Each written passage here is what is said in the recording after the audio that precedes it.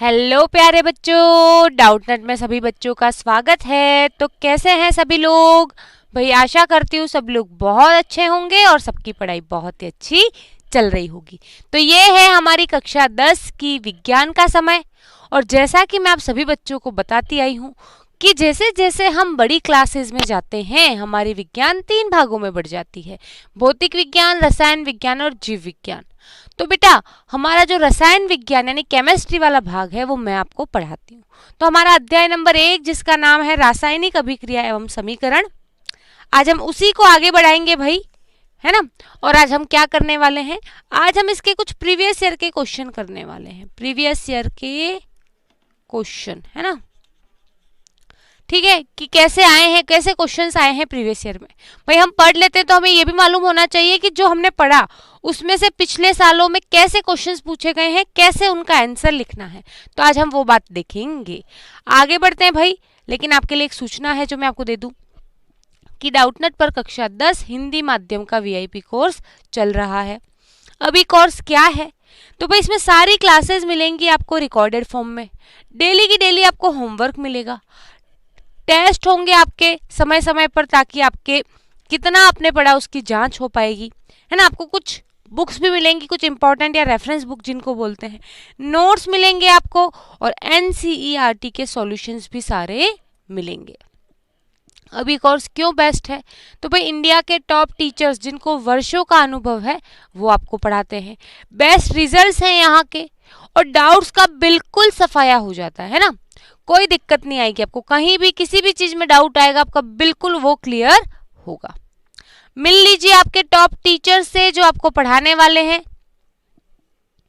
चलिए, अगर पिछले कोर्स के आए कुछ रिजल्ट्स की बात करें तो भाई नीलेश यादव नाम का एक बच्चा है जिसके 91.2% बने हैं। शानू कुमार नाम का एक बच्चा है जिसके 91% बने हैं, है ना।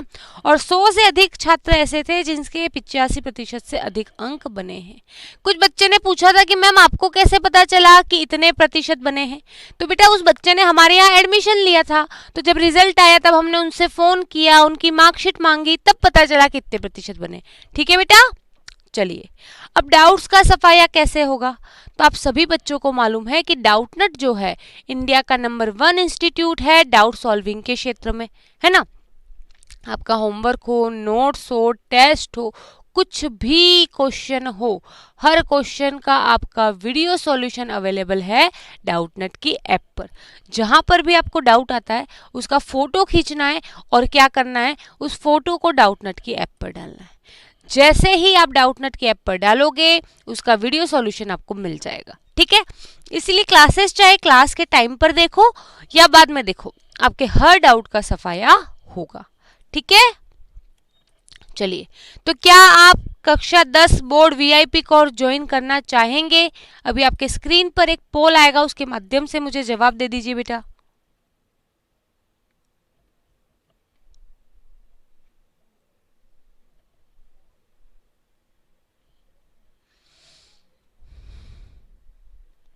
चलिए, समय समाप्त हुआ, आगे बढ़ते हैं भाई। और आगे बढ़ने से पहले देखते हैं क्विज। तो देखते हैं क्विज का पहला प्रश्न, श्वसन कैसी अभिक्रिया है?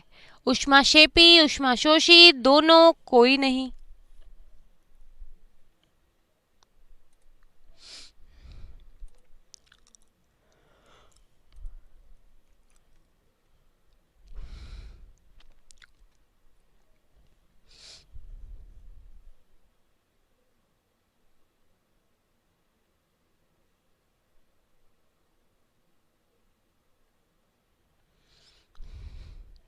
जल्दी करो बच्चों।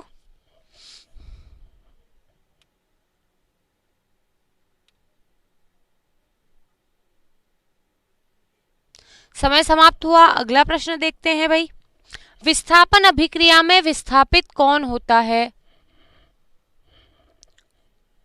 जिसके क्विज नहीं आया है या जिस भी बच्चे ने लेट से ज्वाइन किया है बेटा कमेंट बॉक्स में जवाब दे दे, है ना, परेशान नहीं होना है।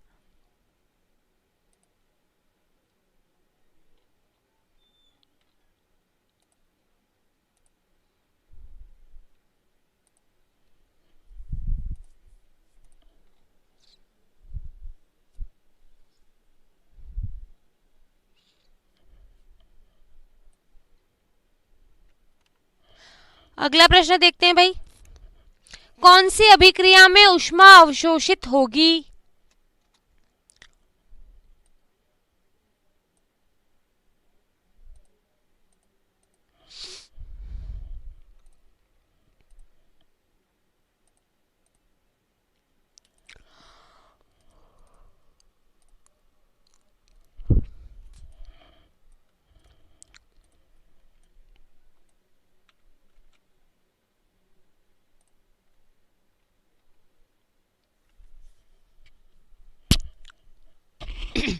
अगला प्रश्न देखेंगे, ऑक्सीकरण अभिक्रिया को उपचयन अभिक्रिया भी कहते हैं, यह कथन है।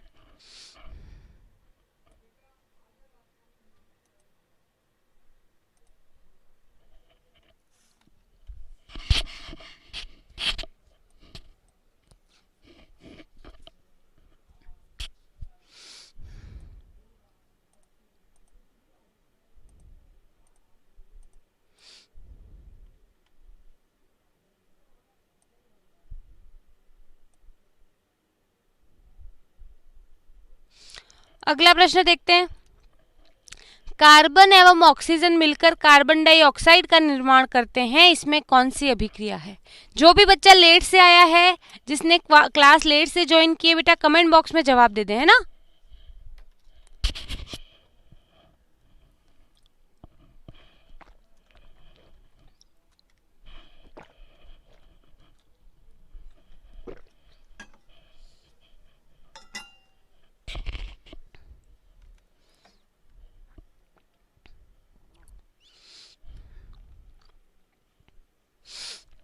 अगला प्रश्न, चलिए इसी के साथ हमारी क्विज समाप्त हो चुकी है। एक बार प्रश्नों के उत्तर देख लेते हैं, फिर आगे बढ़ेंगे। श्वसन कैसी अभिक्रिया है? भाई श्वसन में क्या होता है कि हमारे शरीर का जो ग्लूकोज है ना, एक मिनट, हमारे शरीर में जो ग्लूकोज है ना, उस ग्लूकोज से क्रिया करती है ऑक्सीजन। श्वसन में हम ऑक्सीजन गैस लेते हैं, है ना, वही ऑक्सीजन हमारे शरीर में उपस्थित ग्लूकोज से क्रिया करती है, कार्बन डाइऑक्साइड बनाती है, जल बनाती है और ऊष्मा निकलती है। अब ऐसी अभिक्रिया है जिसमें ऊष्मा या ऊर्जा निकले, हम बोलते हैं ऊष्माक्षेपी अभिक्रिया है। इसीलिए हमारी श्वसन ऊष्माक्षेपी अभिक्रिया है। ठीक है, चलो विस्थापन अभिक्रिया में विस्थापित कौन होगा? जो कम अभिक्रियाशील होगा, है ना। कम अभिक्रियाशील है, अधिक अभिक्रियाशील है, कैसे पहचानेंगे मैम?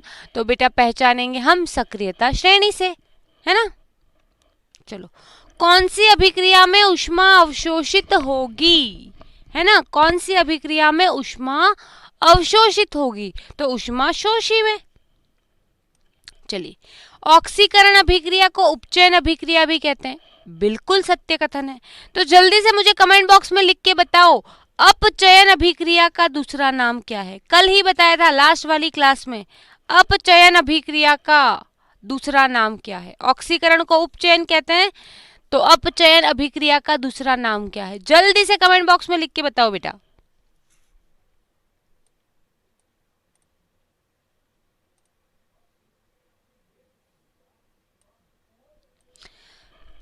अवकरण बोलते हैं ना बेटा, याद रखना, जिसको नहीं पता है याद रखना।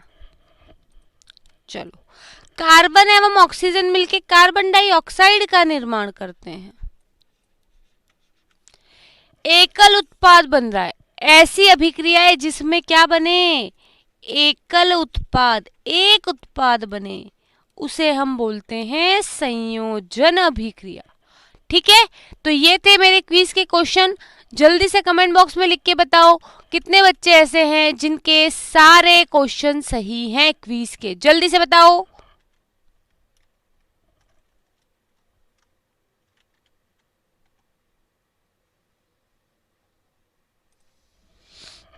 चलिए, वेरी गुड, बहुत अच्छी बात है।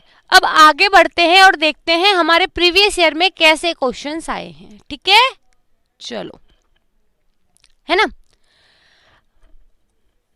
पहला प्रश्न है कि भाई निम्नलिखित रंगों का उल्लेख कीजिए, मतलब किसका रंग कैसा है ये बताना है। ठीक है, चलो, क्या बोल रहा है? कॉपर पाउडर, बताओ भाई जल्दी से, कॉपर पाउडर का रंग कैसा है? बिल्कुल, कॉपर पाउडर का रंग होता है भूरा। याद करो, कॉपर को उसके रंग पे बहुत घमंड है कि मैं तो भूरी भूरी हूं, सुंदर सुंदर हूं। कॉपर पाउडर का रंग भूरा। और क्या पूछ रहा है? इसको गर्म करने पर प्राप्त यौगिक। तो मैंने आपको बताया था कि कॉपर जो है ना, कॉपर जो है उसको उसके भूरे रंग पर बहुत गुमान है। तो ऑक्सीजन आता है और बोलता है, क्या बोलता है? गोरे रंग पर इतना गुमान मत कर। क्यों? गोरा रंग 2 दिन में ढल जाएगा। क्यों ढल जाएगा? क्योंकि आया है ऑक्सीजन, क्रिया हो गई इसकी ऑक्सीजन से। गोरा रंग 2 दिन में ढल गया और हो गया काला। तो इससे इसको गर्म करने पर प्राप्त यौगिक कॉपर ऑक्साइड होता है, जिसका रंग काला होता है। ठीक है, चलिए, उपयुक्त अभिक्रिया को हम कैसे परिवर्तित या उत्क्रमित अभिक्रिया या समीकरण लिखिए। तो ये रही समीकरण, अभिक्रिया की समीकरण लिख दी। अब बताना है कि किसका ऑक्सीकरण और किसका अपचयन हो रहा है। चलो जल्दी से बताओ। 2Cu + O2, 2CuO, इसमें किसका ऑक्सीकरण हो रहा है, किसका अपचयन हो रहा है? जल्दी से बताओ बेटा। लाल कुत्ता अभिक्रिया याद करो, पढ़ी है हमने।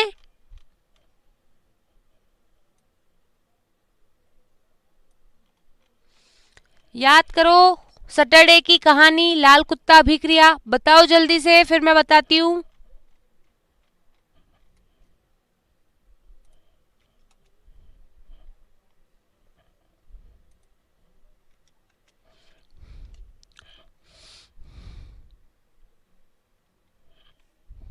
जल्दी से बताओ बेटा। चलिए देखते हैं उत्तर। भाई कॉपर के साथ जुड़ गई ऑक्सीजन, खुश हो गई कॉपर और गाना गाया। कौन सा? ऑक्सीकरण, ऑक्सीकरण चिल्लाऊंगा ऑक्सीजन पाके। तो यहां ऑक्सीकरण हुआ। ऑक्सीकरण किसका हुआ या अपचयन किसका हुआ? जिसके साथ भी घटना घटित होती है। जैसे मैं गिर गई तो गिरी वो है एक घटना, किसके साथ घटित हुई? मेरे साथ। तो ठीक है, इसी प्रकार भाई कॉपर का हुआ ऑक्सीकरण। क्यों? क्योंकि कॉपर के साथ वो घटना घटित हुई कि उसके साथ ऑक्सीजन जैसी सुंदर बीवी आके मिल गई। किसके साथ हुआ? कॉपर के साथ, इसलिए ऑक्सीकरण किसका हुआ है? कॉपर का। अब नहीं भी पता है तो ये तो पता है कि भाई कॉपर का ऑक्सीकरण हुआ है तो ऑक्सीजन का अपचयन होगा, है ना? कैसे होगा? तो भाई देखो, यहाँ O2, ऑक्सीजन अकेला है, अकेला आदमी है, आवेश कितना है? 0 है। अब यहां बात करो कॉपर ऑक्साइड की, कॉपर पर आवेश +2, ऑक्सीजन पर आवेश -2। हमें कैसे पता चलेगा? टेबल याद की करवाई थी ना, वो टेबल याद करनी है। अब ऑक्सीजन पर आवेश 0 था, आवेश -2 हो गया, ऑक्सीजन के आवेश में कमी हुई। घटना किसके साथ घटी? किसके साथ हुआ? किसके आवेश में कमी हुई? ऑक्सीजन के आवेश में कमी हुई। इसलिए अपचयन किसका हो रहा है? ऑक्सीजन का। तो कॉपर का ऑक्सीकरण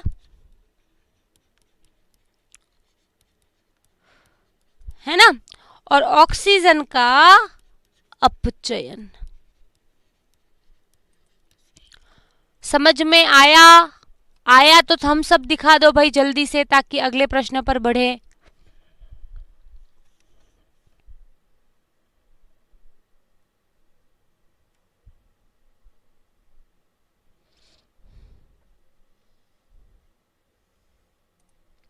चलिए, वेरी गुड, अच्छी बात है। तो भाई अब बताओ, मैंने पढ़ाया है, परीक्षा में प्रश्न हुआ कि नहीं हुआ?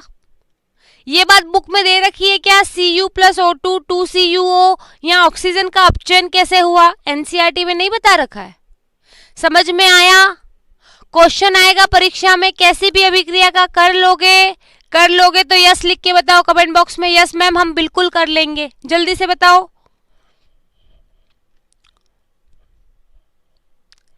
चलिए आगे बढ़ते हैं। अगला क्वेश्चन जो थ्योरेटिकल क्वेश्चन है, बताओ भाई।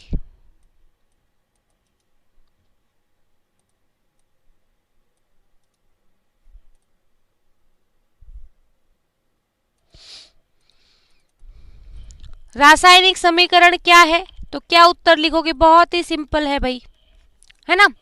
रासायनिक अभिक्रिया को या रासायनिक अभिक्रिया का प्रतीकात्मक निरूपण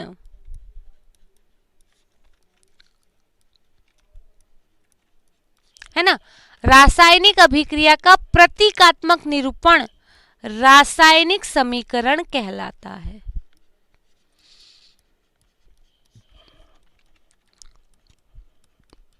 ना। अब मैं प्रतीकात्मक निरूपण से क्या मतलब है? तो भाई प्रतीकात्मक निरूपण का मतलब है कि चीजों को प्रतीकों के रूप में व्यक्त करना। जैसे मैं बोलूं कि मैग्नीशियम ऑक्सीजन से क्रिया करके मैग्नीशियम ऑक्साइड बनाता है, यह है एक रासायनिक अभिक्रिया। अब प्रतीकात्मक निरूपण का मतलब है कि मैग्नीशियम का प्रतीक Mg, ऑक्सीजन का प्रतीक O2, तो प्रतीकों के रूप में व्यक्त करना, है ना, वो कहलाता है रासायनिक समीकरण। या ये भी लिख सकते हो किसी रासायनिक समीकरण को, किसी रासायनिक अभिक्रियाओं को प्रतीकों, संकेतों इत्यादि के साथ व्यक्त करना रासायनिक समीकरण कहलाता है। जो भी परिभाषा लिखना चाहो आप लिख सकते हो। बस यहाँ पे इंपॉर्टेंट बात क्या है कि यहाँ पे उदाहरण लिखना मत भूलना कि रासायनिक समीकरण क्या है। ठीक है, जैसे मैंने लिख लिया 2Mg + O2 2Mg, उदाहरण दे दिया, यह है आपकी रासायनिक समीकरण। उदाहरण देना कभी भी ना भूलें, कोई भी क्वेश्चन हो उदाहरण आपको देना ही देना है। यह है आपके अच्छे नंबर लाने की ट्रिक। चलिए अब लिखते हैं रासायनिक समीकरण लिखने की विधि।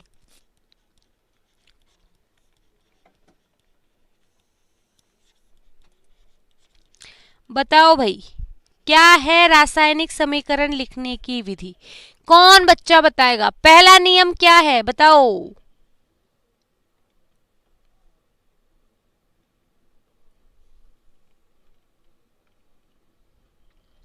चलिए पहली बात, अभिक्रिया में भाग लेने वाले पदार्थों अर्थात अभिकारकों को बाईं तरफ लिखते हैं। तो पहला रूल क्या है भाई?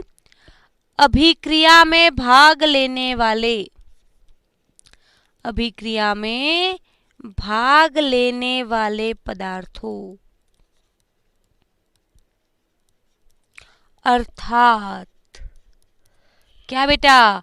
अभिकारक को समीकरण में कहां लिखते हैं बेटा? बाईं तरफ। मैम हम रूल एक एक रट्टा मारेंगे क्या? नहीं, रूल रट्टा नहीं मारना।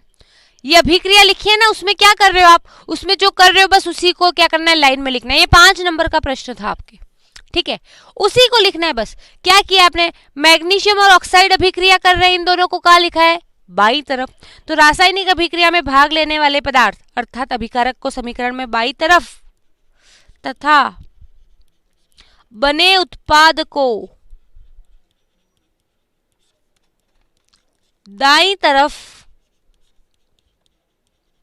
लिखते हैं। पहला रूल भाई, जल्दी से इसका स्क्रीनशॉट ले लो, अगले पेज पे बढ़ रहे हैं।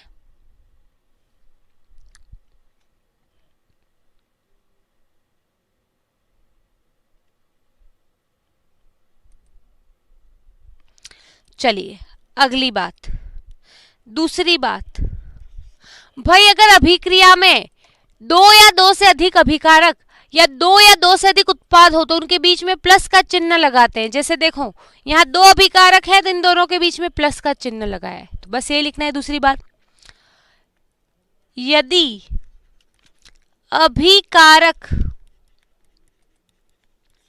अथवा उत्पाद की संख्या 1 से अधिक हो तो उनके मध्य क्या करते बेटा? प्लस का चिन्ह लगाते हैं, है ना। तीसरी बात भाई अभिकारक और उत्पाद के बीच में क्या किया है, तीर का चिन्ह लगाया है। तो तीसरी बात क्या लिखोगे, अभिकारक एवं उत्पाद को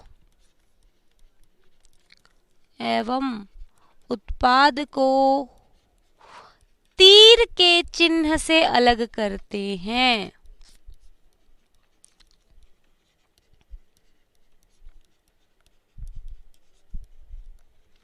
ठीक है, अगली बात, भाई अभिकारक उत्पाद कौन सी अवस्था में है, गैसीय अवस्था में है या कौन सी अवस्था में, द्रवित अवस्था में है या सॉलिड स्टेट में, किस अवस्था में है, ये लिखते हैं।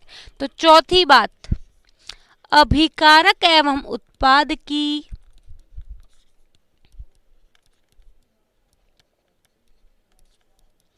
भौतिक अवस्थाओं को लिखते हैं।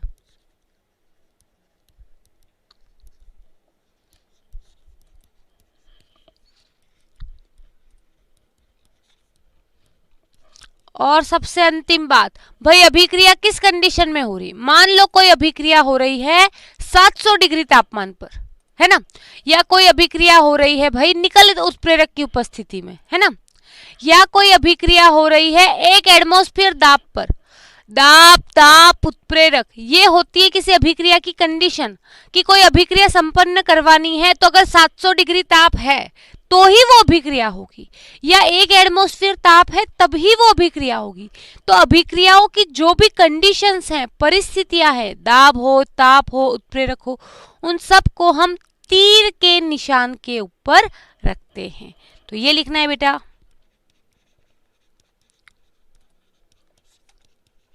अभिक्रिया की परिस्थिति, है ना, जैसे कि दाब, ताप, उत्प्रेरक इत्यादि को तीर के समीकरण के ऊपर रखते हैं, तीर के ऊपर रखते हैं, ये लिखना है। ले लो इसका स्क्रीनशॉट बेटा।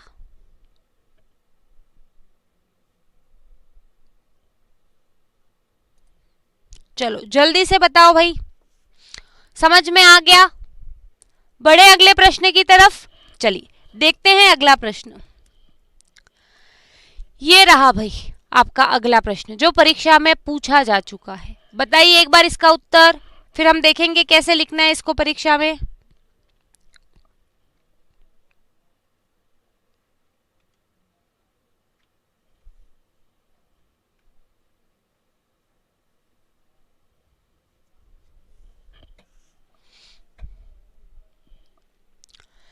जल्दी से एक बार बताओ, फिर मैं आपको बताती हूँ, है ना।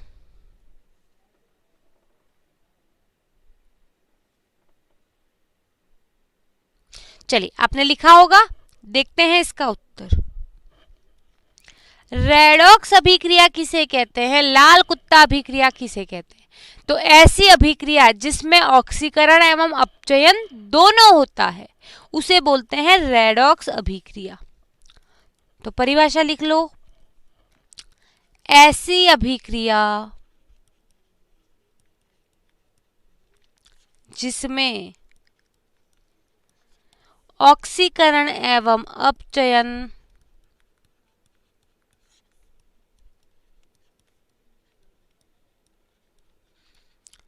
दोनों होता है उसे रेडॉक्स अभिक्रिया कहते हैं।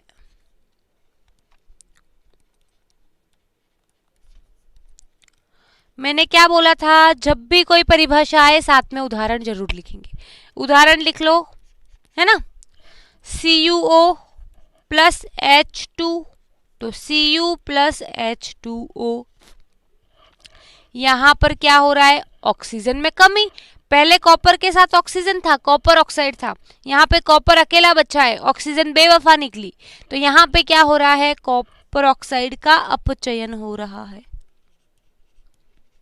और यहाँ हाइड्रोजन अकेला था, ऑक्सीजन आके जुड़ गया, ऑक्सीकरण हो रहा है। आप कोई और एग्जाम्पल भी लिख सकते हो, इसी एग्जाम्पल पर छाप नहीं मारी है ना।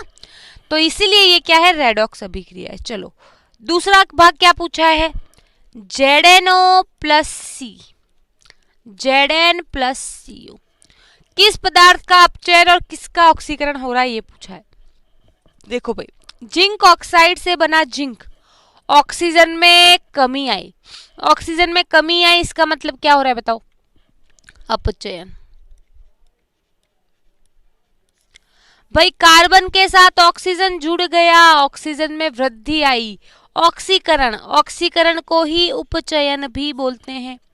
भाई देखो पेपर में उपचयन आया इसलिए मैंने यहाँ उपचयन लिखा। अब मैंने क्या बोला कि ऑक्सीकरण किसका हो रहा है, अपचयन किसका हो रहा है, ये बिल्कुल डिपेंड करता है किस पे घटना हो रही है। भाई जिंक ऑक्साइड के साथ घटना हुई कि भाई उसमें से ऑक्सीजन निकल गया, तो घटना किसके साथ हुई, जिंक ऑक्साइड के साथ। तो अपचयन किसका हो रहा है, अपचयन जिंक ऑक्साइड का हो रहा है। भाई कार्बन के साथ ऑक्सीजन जुड़ा इसलिए ऑक्सीकरण किसका हो रहा है, कार्बन का। लेकिन यहाँ परीक्षा में दे रखा है उपचयन, तो यहाँ हम उपचयन ही लिखेंगे, है ना। उपचयन कार्बन का हो रहा है।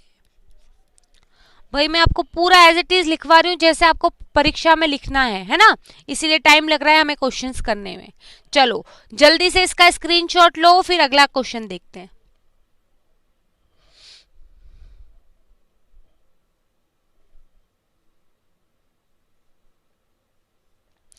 जल्दी से बताओ बेटा, समझ में आ गया, स्क्रीनशॉट ले लिया, आगे बढ़े।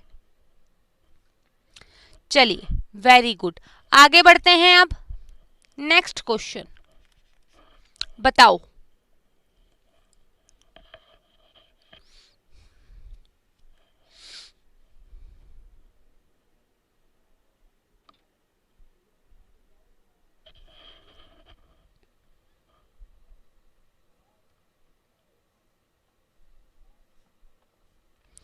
जल्दी से बताओ।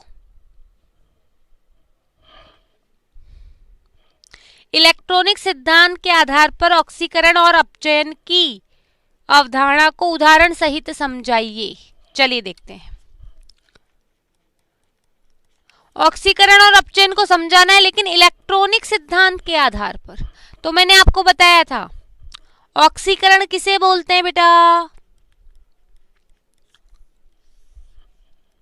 मैंने बहुत सारी बातें लिखवाई थी। ऑक्सीजन में वृद्धि हो, हाइड्रोजन में कमी हो, आवेश में वृद्धि हो, इलेक्ट्रॉन में कमी हो, कहलाती हैं ऑक्सीकरण अभिक्रियाएं। चलो देखते, ऐसी अभिक्रिया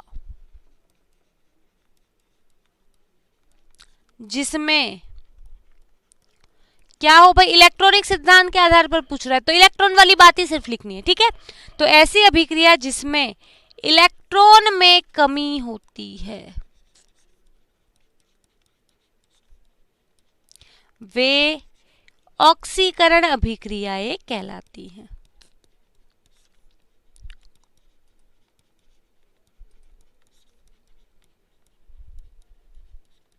चलो अब उदाहरण सहित समझाना भी है, इस बात को मत भूलना। तो चलो मैंने उदाहरण ले लिया कॉपर से कॉपर का, कॉपर +2 का बनना। अब यहां पर देखो कॉपर के पास कोई आवेश नहीं है, यहाँ पर +2 है, तो आपको इतना तो पता चल रहा है कि यहाँ ऑक्सीकरण है। अब बेटा होता क्या है कि जब भी इलेक्ट्रॉनों का त्याग होता है ना तो धन आवेश आता है। ये बात आपको दिमाग में बैठी होनी चाहिए, 9th क्लास में आपने पढ़ा होगा, है ना, कि जब भी कोई चीज, है ना, जब भी कोई चीज इलेक्ट्रॉनों का त्याग करेगी उस पर धन आवेश आता है। याद कैसे रखोगे भाई, देखो, है ना, जो धनी है वो दान कर सकता है। भाई आप मेरे पास आओगे कि भाई मैम हमारा एनजीओ है, हमें 50 लाख रुपए दे दो, मैम के खुद के पास ही नहीं है, कहां से देगी। आप जाओ मुकेश अंबानी के पास, भाई मुकेश अंबानी धनी है तो उसके लिए 50 लाख रुपए दान करना कोई बड़ी बात नहीं, तो वो दान कर सकता है। तो धनी आदमी दान कर सकता है ना। किसका दान, इलेक्ट्रॉनों का दान। तो जो भी इलेक्ट्रॉनों का दान करता है उस पर धन आवेश आता है। अब कॉपर से कॉपर +2 बनने का मतलब है कि इस कॉपर ने, इस प्लस का मतलब है इलेक्ट्रॉनों का दान करना, और 2 का मतलब है 2 इलेक्ट्रॉनों का दान करना। तो यहां लिखो, इस अभिक्रिया में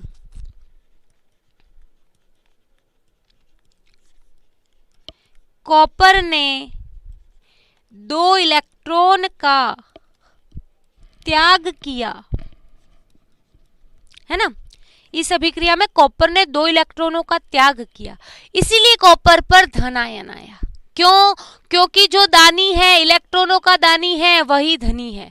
जो धनी है वही इलेक्ट्रॉनों का दान कर सकता है ना। तो इस अभिक्रिया में कॉपर ने 2 इलेक्ट्रॉनों का त्याग किया एवं Cu+2 में बदल गया। ठीक है, चूंकि यहां पर क्या हुआ भाई, कॉपर के पास जो भी इलेक्ट्रॉन थे, मान लो कॉपर के पास 10 इलेक्ट्रॉन थे, माना कॉपर के पास 10 इलेक्ट्रॉन थे। अब उसने 2 इलेक्ट्रॉनों का त्याग कर दिया तो 10 में से 8 बचे, उसके इलेक्ट्रॉन में कमी आई, इसीलिए कॉपर का ऑक्सीकरण हो रहा है। चूंकि यहां पर कॉपर के 2 इलेक्ट्रॉन के त्याग करने पर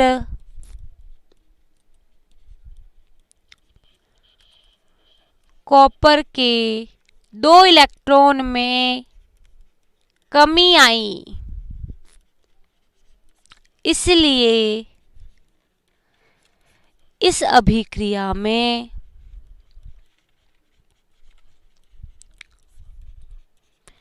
कॉपर का ऑक्सीकरण हो रहा है। इतनी पूरी रामायण लिखनी पड़ेगी क्योंकि लिखा है उदाहरण सहित समझाइए, उदाहरण देके समझाना भी है, तो यहां समझाना है। किस किस के भेजे में बैठा और किस किस का भेजा फ्राई हुआ, जल्दी से बताओ भाई कमेंट बॉक्स में, भेजे में बैठा या भेजा फ्राई हुआ।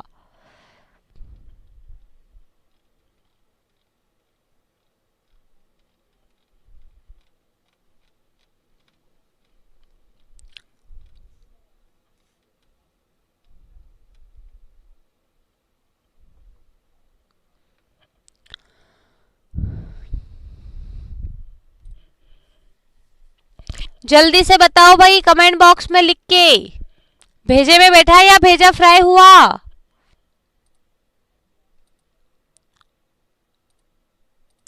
चलिए, बहुत अच्छी बात है। तो इसी प्रकार अपचयन की बात भी लिखनी है, इसी प्रकार अपचयन की बात भी लिखनी है, लिख लोगे, है ना। तो अपचयन वाली बात आपका होमवर्क है ना, अपचयन वाली बात आपका होमवर्क है, इसी प्रकार लिखना है और कमेंट बॉक्स में डालना है। कल मैं चेक करूंगी, ठीक है, क्योंकि परीक्षा में कैसे लिखना है आपका भी पेन चलना चाहिए। एक मैंने बताया है इसीलिए दूसरा आपको होमवर्क में दे रही हूं, ठीक है। अगला प्रश्न, मैग्नीशियम रिबन को वायु में जलने से पर साफ करना चाहिए, क्यों। भाई ये क्वेश्चन आपका एनसीईआरटी का है, जो डायरेक्ट एग्जाम में एज इट इज पूछा गया है, एज इट इज। इसीलिए एक रिक्वेस्ट है कि परीक्षा में जाने से पहले एनसीईआरटी पूरी सॉल्व करके जाएंगे। वैसे मैं एनसीईआरटी के हर क्वेश्चन का लाइन बाय लाइन आंसर मैं खुद लिखवा रही हूँ आप लोगों को, सिर्फ इसीलिए क्योंकि एनसीईआरटी परीक्षा की दृष्टि से बहुत इंपॉर्टेंट है। तो एनसीईआरटी का हर क्वेश्चन पढ़ के हल करके खुद से लिख के जाना है। चलो अब बताओ इस प्रश्न का उत्तर।